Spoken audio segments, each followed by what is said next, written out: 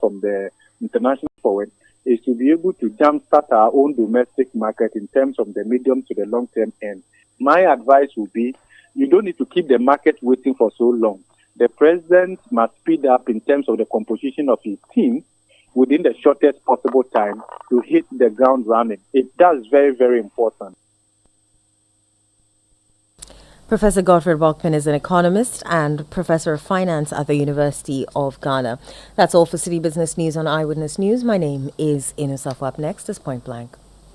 Eyewitness News. Be there as it happens.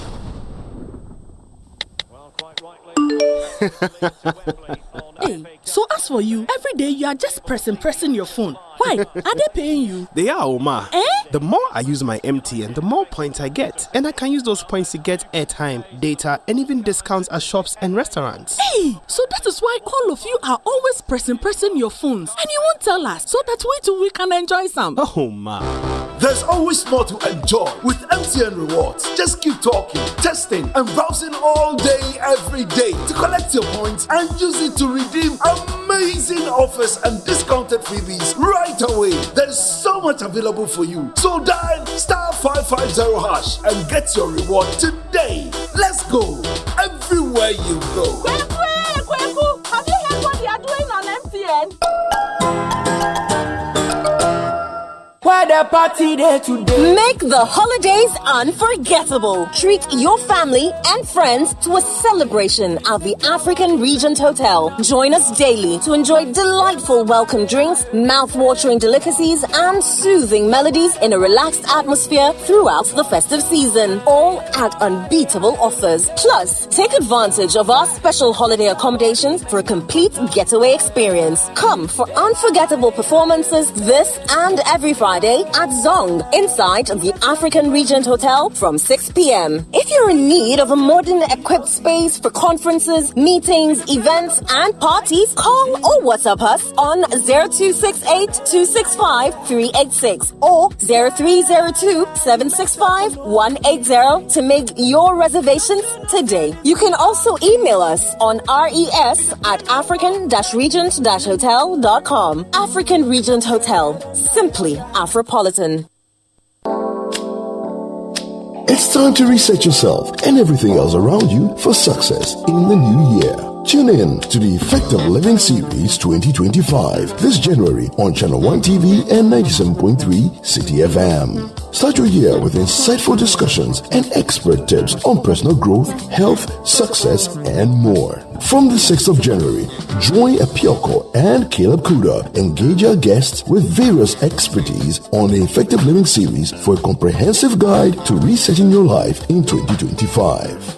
Week 1 kicks off with Personal Reset. Week 2 focuses on resetting your personal economy. Week 3 is all about resetting your health. Week 4, resetting business, calibrate, remodel, and rebuild. Catch the Effective Living Series live on the City Breakfast Show on 97.3 City FM and Breakfast Daily on Channel 1 TV, Monday through Thursday. Don't miss out on transforming your life for the better every week only on Channel 1 TV and 97.3 City FM. The Effective Living Series 2025 is powered by Channel 1 TV and 97.3 City FM and is proudly sponsored by Hallmark Cafe. Hallmark Cafe, delight in every sip and bite.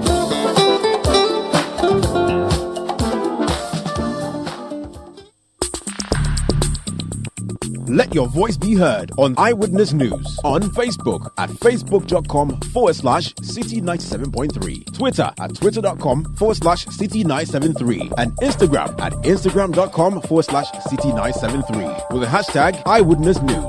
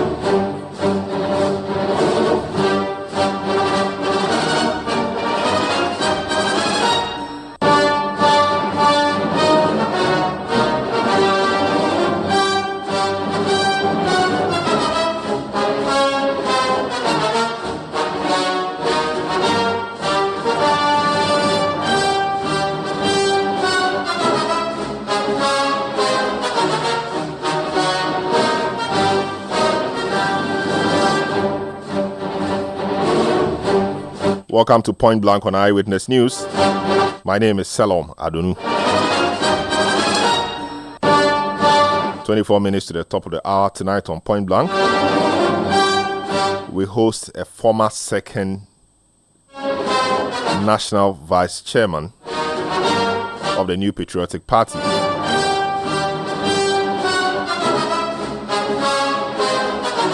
Sammy Crabbe is his name.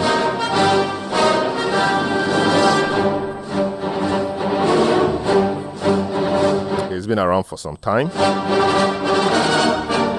He served alongside Afoko, Kwamna Japan, and a few others, and even before then.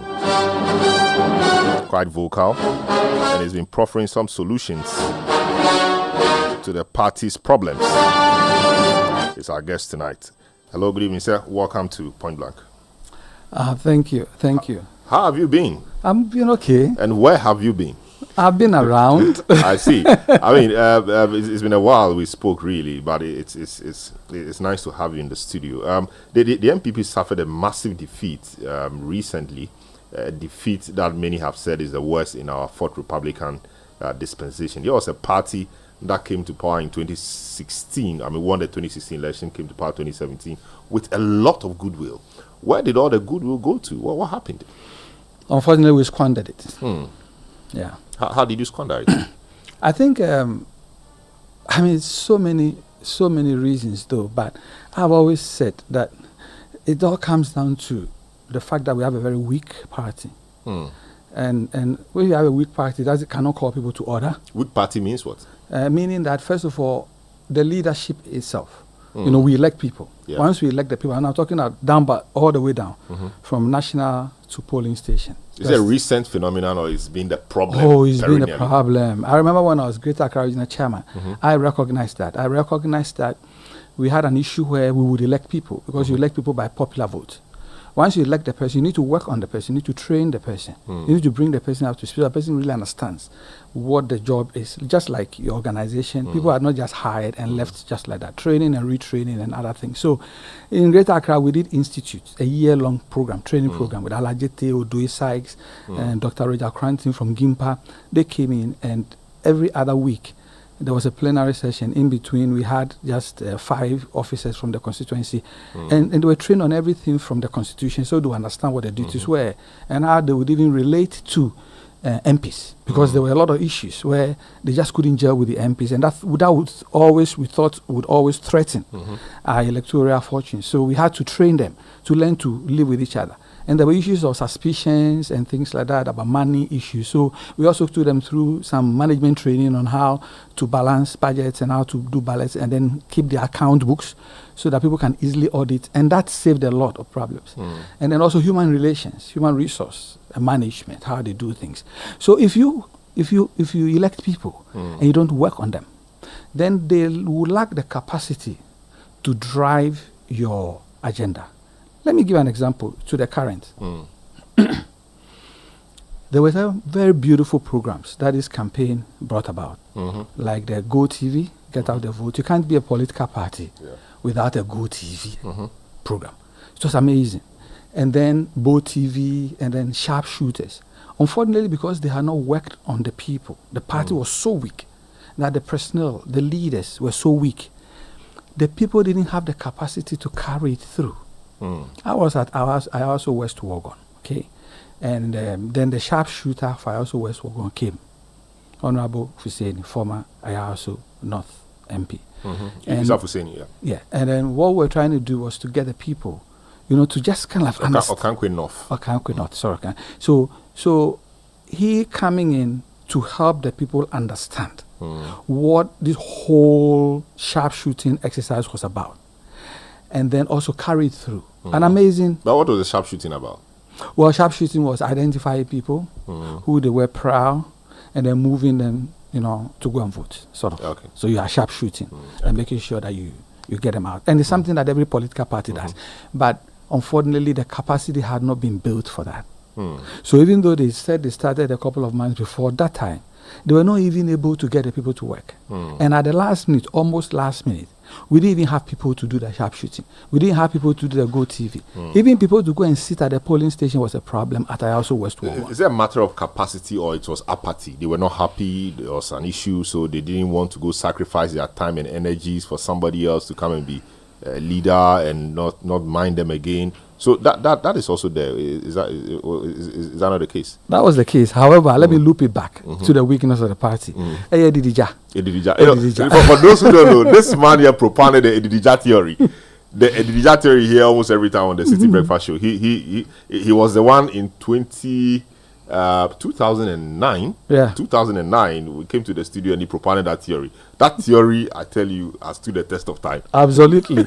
It's the Edidija you're talking about. Yes. You're summarizing it. And that is true. But if somebody does not believe that whatever the party gains in government will profit him or her, there's no way to wake up in the morning and go sacrifice like they did. So it comes to the same thing. He must believe that there's something in it for him or her. You cannot just keep kicking the can down the road that it's going to be okay, it's going to be okay. It's not going to work. And when he sees you going up, some of them were contemporaries actually. Then they get into positions and then they see them, going about in their conditioned vehicles, and then they ask them to wait. They're not going to continue to sacrifice anymore. So it is because the party is weak. Because if the party had adopted, a memorandum of understanding that I also generated in 2007. In 2007, as we were going to the Congress, the 2007 Congress selected Nana Addo Dankwa Akufo-Addo, I thought Edidija was a big issue and that it threatened the very existence of the party. So what I did was I, first of all, came up with the idea. I got some lawyers to draft it, and then I took the draft, bought a brand new vehicle, and then put some of my officers in that vehicle, fueled the vehicle, had them tour the whole country.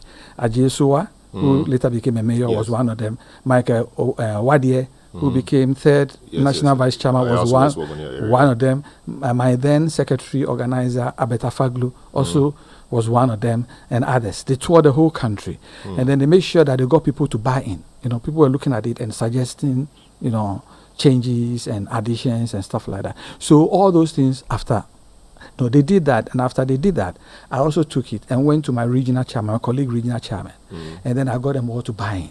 And then I went to the National Executive Committee, and I got a buy-in. And then went to the National Council and also got a buy-in. And then I approached the candidates.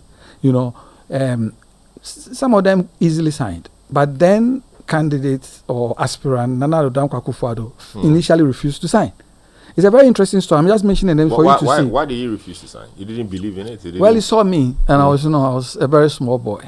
So he did allude to that. So he initially refused to sign. I'm saying this because of how I'm going to end this whole thing. So he refused to sign. And I said, no problem. I went with Ahmed. He was then Upper East Regional Chairman, and I went with Afaglu. So I just left. We had a conference in Greater Accra, and I told them, I listed the names of those who had signed and those who had not signed. And I told them that anybody who hadn't signed should be voted against. So I was around Osu when I received a call that I should come to Nana Addo Akufo-Addo's residence. So I went there. When I went there, we had Greater Accra constituency chairman there. I saw them with him. And apparently they are going to tell him that they were his supporters. But if he did not sign that document, they will vote against him.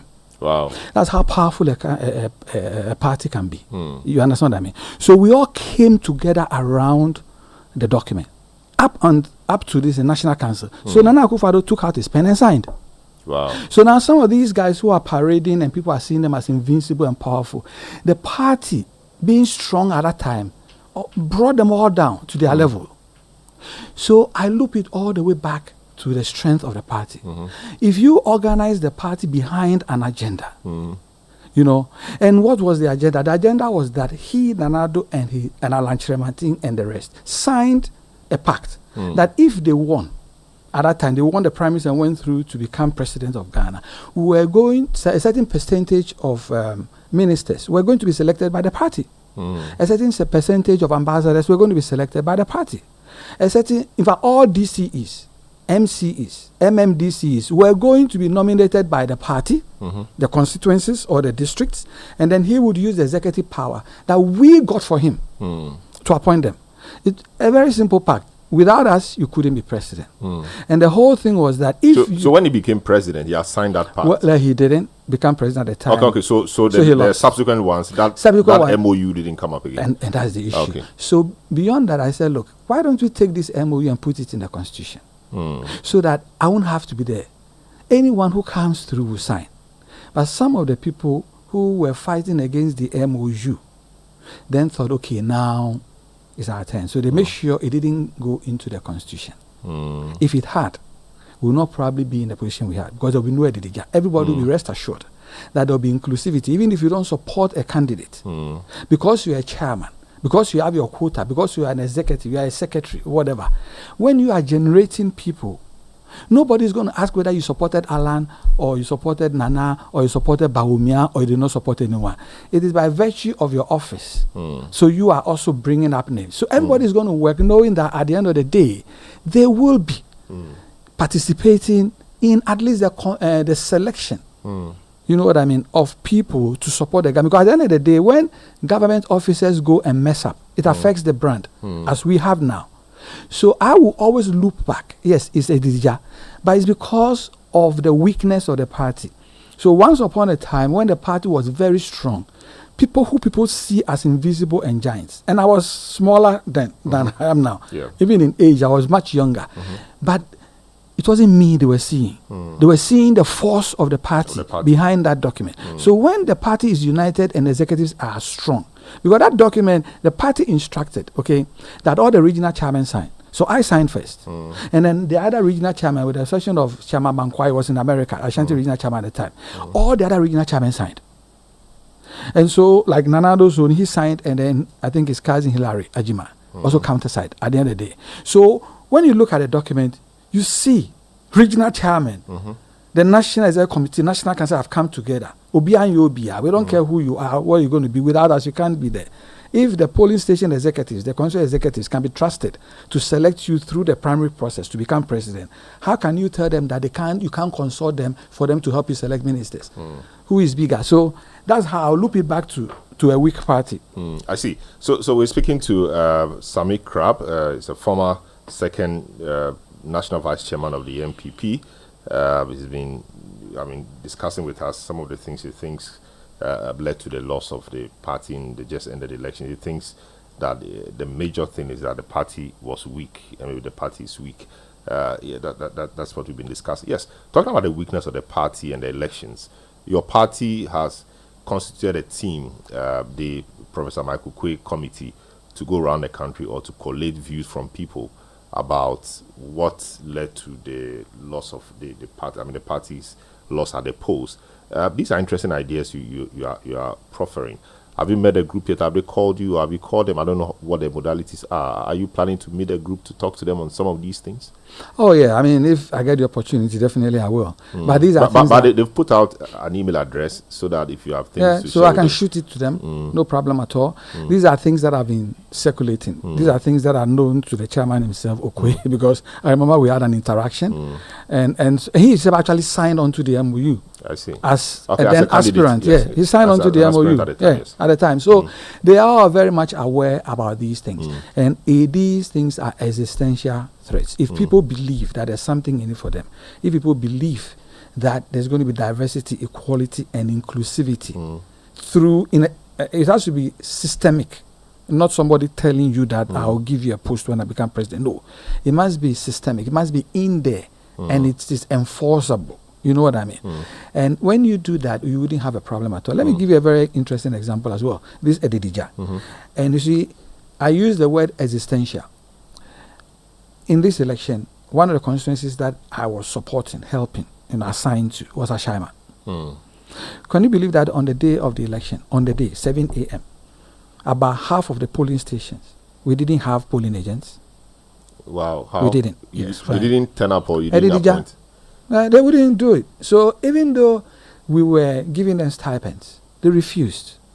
Wow. That's Edidija. When people get to a point where they don't believe that whatever gains that accrues to the party will help them also solve their basic needs, they will stop working. This is Business 101 or HR 101. If you have an organization, a company, you hire people, and you do not design a very solid reward or compensation system, they will start stealing from you.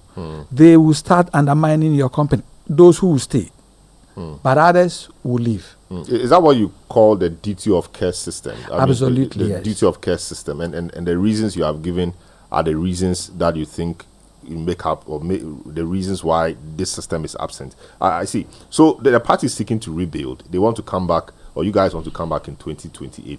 How should the rebuilding phase be? And do you think that 2028 is a realistic, how do I say? It's a realistic ambition to have to come back to power? Oh, absolutely. Given the size of the defeat and what Ghanaians are saying. Yes, but if you do my initial analysis, tells me that President Mahama did not appreciate that much. Okay, and then you could see that our people also stayed away. But it's been the case for every incumbent that loses power. In 2016, we said NDC people didn't come out to vote. In 2008, we said the NPP people didn't come out to vote. It's the case for every incumbent that loses the elections. Yeah, and he said, you see, if you look at the NDC, at the time they were in trouble, there were a lot of people who thought that they had left them out. E.T. Mensah, all of those guys. So they didn't see what they would get out of it. So they also went out there. But should it always be what you personally get out of it, or it's about, a passion for your country and thinking that your group is the best to lead the country? Should it be about what you will get personally? Yeah. Is that not problematic? No, it's always so. The first law of nature is self-preservation. I mean, it's always so. It's always with everyone. People hide it. Some of those people who will tell you that you don't worry, yours is down the line. If their posts are taken away from them today, you see them. Those are organizing people against the president. So that is what it is. Let's accept that. Nobody works for free. Nobody works at GTV and goes to collect his pay at City. Where you work is where you get your pay. We need to design systems so that we can reward our people. I'm not advocating that we steal Ghana's money to reward our people. No, never. I am saying that the political parties in themselves can be re-engineered. How would they raise money? How would they be re-engineered to raise money? Yeah, from contractors? How will they happen? Yeah, I mean, it shouldn't be too much of a problem. I've advocated this all the time. First of all, we have a brand. NPP. NPP can inspire people to even do terrible things. The brand is solid. And that's what any business person, any marketing person will seek to do. It's all about the brand. So you have a brand. So like 90% of the matter is solved. Let me give an example, something that I've been advocating over the years. I said, okay, for example, let's set up an insurance company, not a bank. Because as for bank, when you save your money today, 10 years, 20 years, you can always come back. But with an insurance company, when you pay the premium, at the end of the year, when it expires, that's it. So I'm talking about insurance company. So you have found money, and I've been advocating this. So use your brand. Okay, we set up an insurance company, and just take motor alone. And by law, you will have to buy insurance, right? So that's not the question. The question is which insurance company you want to purchase your insurance from. So if I'm an NPP guy and I have a vehicle, and especially since my insurance is with SIC, they don't even pay the claims,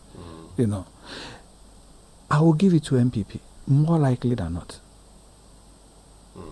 And by the way, the NPP insurance company is going to be set up and run properly, professionally. Okay, I will give it to them. We will have the greatest workforce, marketing force any insurance company can ever dream of, because we have people all the way to polling stations. If somebody has a vehicle, a motorcycle, parked somewhere in Paga, in some corner somewhere, we have people who can go and find them, bring them on, okay, and have them insure with us, because in the process, they will be making money. They are insurance brokers. They are insurance agents. You've created work for each and one of them. We also have a network of offices in every constituency, every district in this country. So there you go. You have your insurance offices. You understand what I mean? So, and then look at the premium. Say half of the money. Let's even say 400 on the average is paid. Okay, and you have about 1 million people, it's 400 million. And then divided by 200 because claims will come. And then you have about 500. So if you have 400, and then you have 1 million, 400, these 200 are million. These are bright ideas. But you were in office as second national vice chair. Why didn't you suggest it? Or these ideas didn't come at the time? Oh, these ideas have been floating. I've been floating these ideas. And so why couldn't you inspire your colleagues in the national executive to buy into this? I would say that we were on the verge of touching on these things when that suspension thing came. Okay, great. So that leads me to, so you were suspended, you had issues with the party, the alleged misconduct against you, etc. What has become of that? Oh, well, according to them, they have suspended me from office. So once my term expired, you couldn't suspend me for an office that I did not hold. You understand? Even though it was indefinite, it was definite to the point where I was no more an officer. Is that the position of the party, or that's your interpretation of it? No, I mean, it is the position of the party, because at the end of the day, I was allowed to contest again the last one. Okay. So there's no suspension. So talking about contest, you have expressed interest in contesting the party's, chairmanship. Yeah.